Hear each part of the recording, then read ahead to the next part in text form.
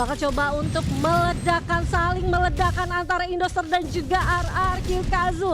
Oke, Dots bakal mencoba untuk menahan, dipegang oleh charger boosternya, satu Chrono sudah diaktifkan dan kali ini belum mendapatkan siapapun. Teman-teman dari Indostar sudah langsung ke pressure begitu saja. Lim berhasil di-tag.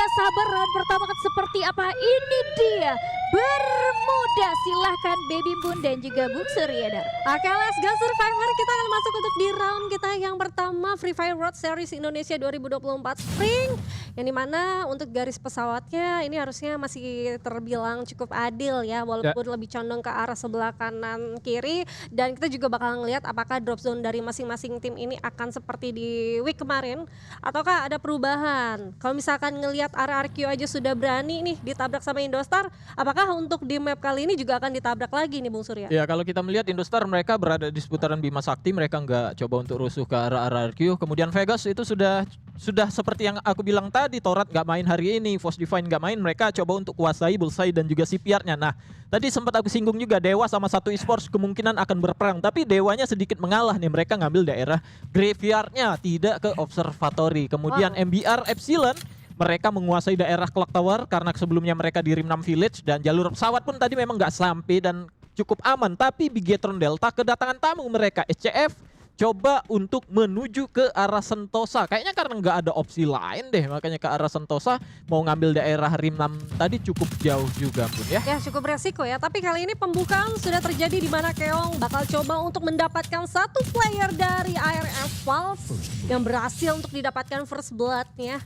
Dan kita juga bakal ngelihat ini, kelihatan anak-anak dari Bigetron sudah mencoba untuk mulai regrouping karena ada satu callingan yang cukup baik dari seorang Keong. Satu orang sudah ter-tag down, yang artinya 3 orang juga pasti akan dicari.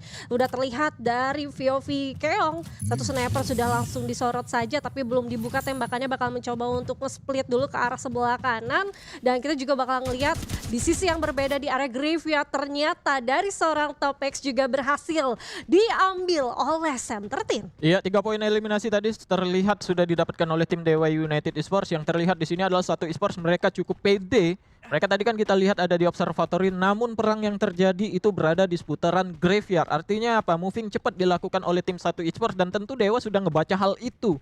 Mereka sudah akan memperkirakan atau mereka tahu nih kalau mereka itu resiko rentan bisa didatangi oleh tim-tim yang berada di kiri kanan mereka. Dan ini dia Bun, sudah akan terjadi war lagi antara Dewa United Esports berhadapan dengan satu esports. Sudah berhasil dijatuhkan satu player dari tim Dewa. Aduh sayang banget, Bionnya juga harus terculik, tapi satu orang tersisa dari satu esportnya tuh Butterfly. Ayo langsung saja terbang kupu-kupunya ke arah atas, meninggalkan satu area yang cukup mematikan. Kalau misalkan satu esport terlalu memaksakan, karena walaupun Bionnya tadi sudah keculik duluan, setidaknya masih ada follow up dari seorang teman-temannya. Dan kita juga bakal beralih ke area kota tua, yang dimana Yos juga berhasil untuk mendapatkan satu orang dari Haidans. Haidans ini kalau gue perhatiin, dia tuh selalu turun sendirian di kota yang berbeda, berpisah dengan 3 teman-temannya. Walaupun kali ini tidak membuahkan hasil, Bung Surya. Ya, sebenarnya ada beberapa tim juga yang menerapkan hal itu. RRQ misalnya, kayak tadi Vegas juga dua-dua nge-splitnya. Tetapi tinggal mereka moving regroupnya itu seperti apa. Kalau sudah menguasai satu tempat ya cepet-cepetlah regroup bersama teman-temannya. Jangan malah melebar ke arah tempat yang lain gitu.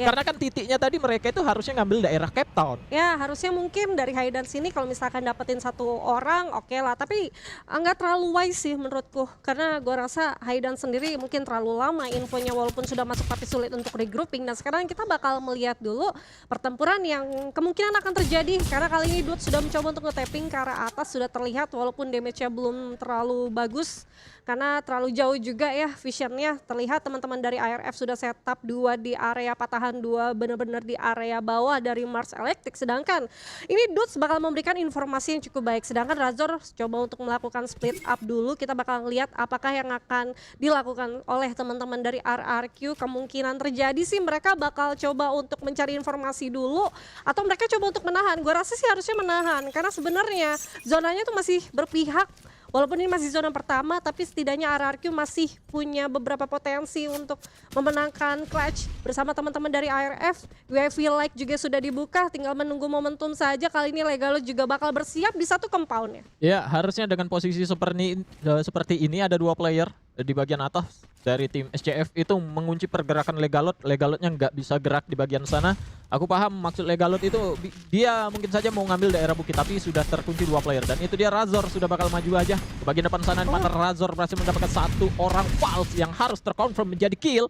3 player harusnya tersisa dari tim SCF. Kali ini Abai sudah bakal maju aja ke bagian depan. Dan masih dikunci juga pergerakan player-player lain dari tim RRQ. Kazu, Razor sudah akan berhadapan dengan 1 player juga. Cuaki berhasil mendapatkan 1 orang, namun ternyata Chris yang berhasil mendapatkannya. Cuakinya harus terjatuh dan Legalot berhasil dijatuhkan oleh seorang Chilzi dengan menggunakan M1014-nya. Sayang sekali Legalot, itu dia pergerakan dia memang sulit sekali. 1 portal go dibuang untuk naik ke bagian atas dan masih gagal juga.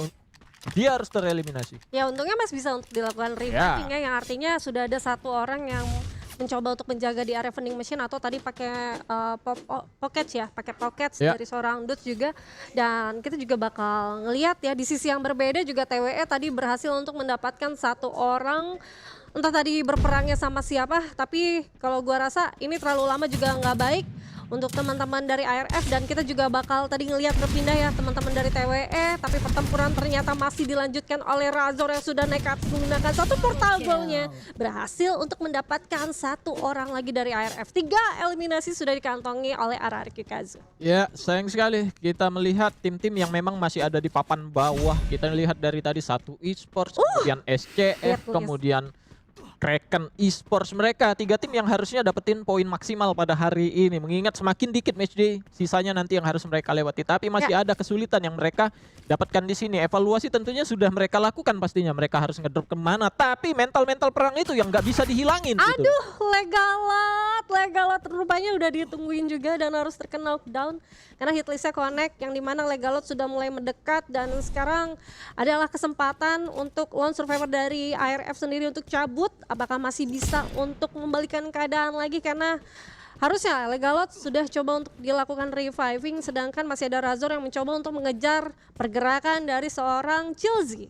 Itu dia, sudah di hitlist dan dikomit oleh player-player dari tim RRQ Kazu untuk mengeliminasi player terakhir. Dan ini dia war di luar circle, di mana pertemuan antara Tiger Wong kali ini akan berhadapan dengan Bigetron Delta. Di mana Jojo berada di bagian belakang coba untuk memberikan damage ke bagian depan, mana Irap sudah sangat dekat sekali dengan salah 1 player, bahkan ramai sekali player dari Bigetron menumpuk di 1 tempat yang sama. Jojo sudah move menggunakan portal go-nya, tentunya berada di tempat yang cukup enak.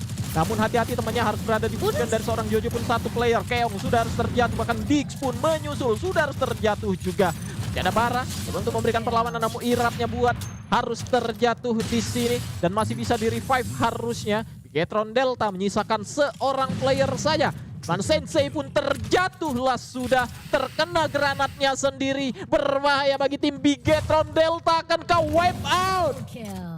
Belum, ternyata masih sempat hidup karena tadi Dix sudah jatuh, Keong jatuh, kemudian Sensei Suep juga jatuh. Harusnya masih ada yang di revive, baru saja di revive pakai pocket harusnya. Iya harusnya, karena dia tadi naik ya ke arah 1 rumah yang bisa safe banget untuk melakukan reviving menggunakan 1 package.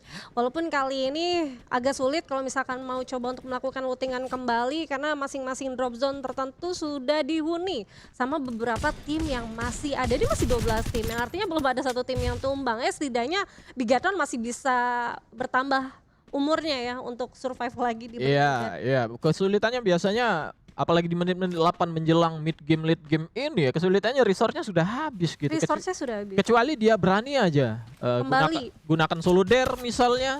Oke. Atau dia tahu tempat titik-titik koin untuk cepat dapetin koin. Misalnya kepik lah hidupnya tadi, kepik, di pick itu aja bisa dapetin mungkin 3 atau 5 harusnya, kalau itu tidak terpantau oleh tim yang berada seputaran pick. Benar, dan belum tentu juga dia sempat untuk melakukan resource lagi gitu. Iya, nambah resource-nya lagi. Nambah resource-nya lagi kan PR banget. Apalagi ini sudah mau zona semakin menyusut, yang dimana mungkin teman-teman yang lain atau tim-tim yang lain tuh sudah mulai kuat gitu untuk resource-nya. Dan sekarang kita juga bakal ngelihat ini ada teman-teman dari Fagos. Wah, ini jagoan aku sebenarnya, tapi kita juga bakal ngelihat dari Boys bakal coba untuk nge-tapping ke arah depan. Teman-teman dari Dewa sepertinya akan kesulitan untuk masuk ke area zona, tapi hati-hati Fagos di belakangnya masih ada tim yang coba untuk mengawasi. Dan benar saja Nendeldra berhasil di-pick begitu saja. Berlia bakal mencoba untuk maju, dimajuin Bionnya, dibuka gluolnya walaupun tadi sempat agak telat. Setidaknya nggak apa-apa, bakal dibengkang dan kali ini Berlia berhasil untuk mendapatkan satu orang dari Bion. Ya, cukup berani komitmen yang dilakukan oleh tim Vegas di sini, buang portal go, pushnya ke arah tim Dewa. Dewanya juga lagi kesulitan di mana Mister 05 yang berada di Arsenal bawah itu kalah juga dia, harus dengan tim yang berbeda, tim satu esports yang berada di dalam Arsenalnya. Dewa United Esports dia tahu dua tim harus dia hadapi, makanya dia mundur. Setidaknya kalaupun mau war dia perang dengan satu tim dan ternyata harus tetap kalah juga tadinya. Dia nggak bisa bertahan di sini karena di bagian bawah itu ada tim satu esports yang kalau pecahnya di atas jembatan itu bukan jadi keuntungan bagi tim Vegas maupun tim Dewa. Yang di bawah itu bakal naik ke atas, makanya tarik mundur dulu walaupun harus keluar circle. Cuma sangat disayangkan tadi Bion ketika berhadapan dengan satu player dia harus kalah gitu loh. Ya itu sayang banget, padahal sebenarnya tadi 1 lawan 1 aja satu udah. lawan satu. Berlianya juga gua rasa tadi lumayan ada timing ya atau delay saat dia coba untuk membuka gluolnya. Kalau misalkan itu Bion respect dengan musuh yang megang senjata sambil lari, kalau dia masih bisa mau nembakin masih bisa sebenarnya. Harusnya. Tapi enggak. Dan gocekan Bion gue nggak tahu entah dianya emang terlalu offset untuk lompat ke belakang atau memang aimnya lagi miss aja karena nembaknya ke tanah. Dan itulah kesempatan dari Berlia sempat melakukan reloading dan langsung nge-tap ke arah Bion. Ya, sayang sekali Dewa United Esports harus tumbang beberapa playernya untuk berhadapan dengan dua tim yang berbeda tadi Survivors. Genesis Dogma, Tiger Wong rotasian cukup jauh. Tiger Wong mereka ngambil ke daerah Mil, mereka rotasi ke Cape Town, masuk ke daerah Peak berhadapan dengan Bigetron tadinya. Dan sekarang Genesis Dogma juga berada di bagian depan mereka. Kerekan harus tereliminasi Yutinnya dan Keong pun terjatuh oleh seorang Besto baru saja tadi. Namun war di sini akan terjadi lagi, Bu. Oke, ini udah terjadi sepertinya. Yang mana kali ini Bara bakal coba untuk maju. Ada portal go juga yang sudah dikeluarkan. Hans ternyata, aduh masih mau ngecas charger boosternya dan ternyata itu adalah kesempatan dari seorang lawannya untuk mendapatkan satu orang dari Bara. Kita bakal lihat Jojo masih struggle banget di luar dari zona. Menggunakan satu super medkit gak menuju ke arah vending machine.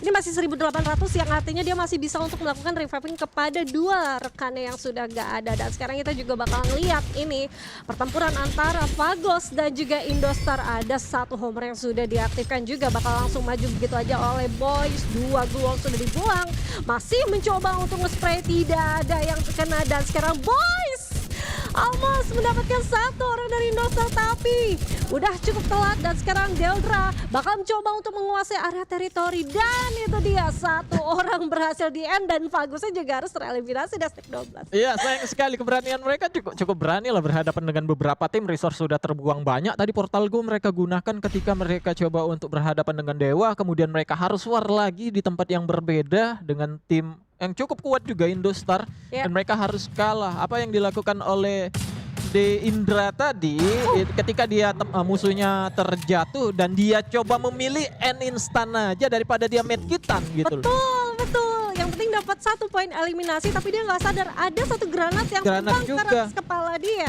Dan sekarang kita juga bakal ngelihat ini adalah Legalot dengan satu SPD-nya nge-tap ke arah depan. Teman-teman dari GD Borgai udah kayaknya nggak akan bisa diselamatkan. Kiki juga harus di-pick sama teman-teman Bigatron. Dan objektif dari RRQ Kazu meninggalkan teman-teman Genesis Dogma lebih masuk lagi ke dalam circle-nya.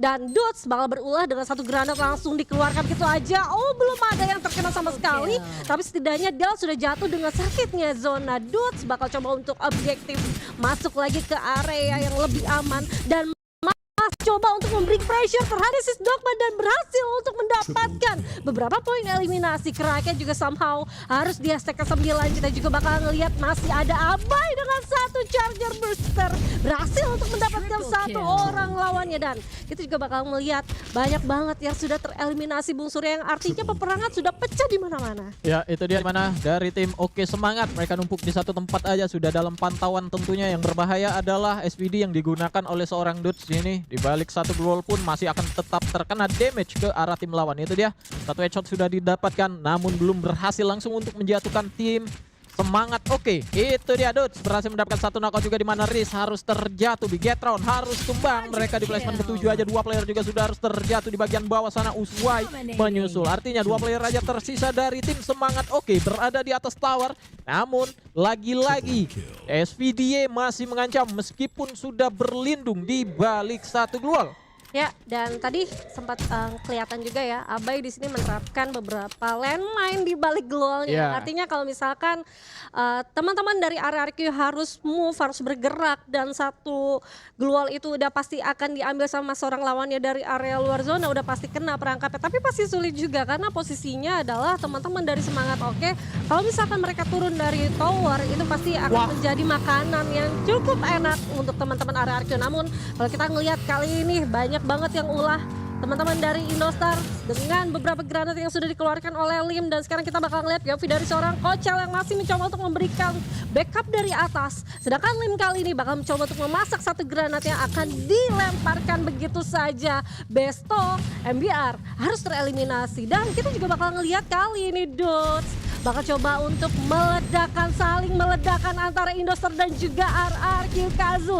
Oke, Dudes bakal mencoba untuk menahan, dipegang low charger boosternya, satu Chrono sudah diaktifkan, dan kali ini belum mendapatkan siapapun. Teman-teman dari Indostar sudah langsung ke pressure begitu saja. Lim berhasil di takedown dan Indostar harus post di stack 4. Ini dia 3 tim tersisa di late game survivors. RRQ Kazu, Semangat Oke juga berhadapan dengan satu player terakhir dari MBR Epsilon. Namun war di bagian atas segera terjadi, mana Ope berhasil mendapatkan Abai juga. Namun sayang sekali Legalo dan Dudes masih sangat sulit untuk dijatuhkan. Player terakhir dari MBR Epsilon ada seorang Rehans berada di balik satu pohon. Tentunya ini akan menjadi kesulitan bagi seorang Rehans dimanapun. Abai tereliminasi juga atau terjatuh oleh skill yang sudah digunakan oleh Rehan, dan Rehan berhasil mendapatkan seorang Dudes. Masih ada 2 player lagi dikonfirm menjadi kill ke-7. Masih ada 1 lawan 2 kali ini. Akankah Rehan masih bisa memenangkan gamenya? Namun sayang sekali MBR Epsilon pun tumbang. RRQ